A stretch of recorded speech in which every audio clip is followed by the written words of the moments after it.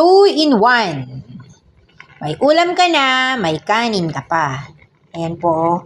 Sa mga busy, sa mga estudyanteng nagdo-dorm, nagbo-board, ayan. Kuha lang tayo ng rice cooker na maliit. Tapos, meron siyang steamer.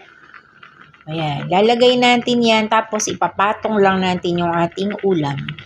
Ang ulam po natin ngayon ay sisig. Yan. Bagay na bagay yan sa mga batang on the go. Sa mga nagbo-board, sa mga nagdo-dorm. Yan. O, diba? Kuha lang tayo ng rice cooker. Magsasaing tayo. At habang naluluto ang ating sinaing, o ilagay na natin yung ating ulam. Ang ulam po natin ngayon ay sisig. Pork sisig. Yan po ay may sili, may paminta, may kaunting liver.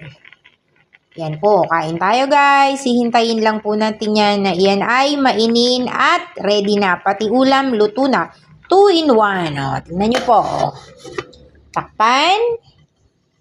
O, pagbukas natin, pwede na tayong kumain. So, yan po guys, ang ating easy and fast lunch for today.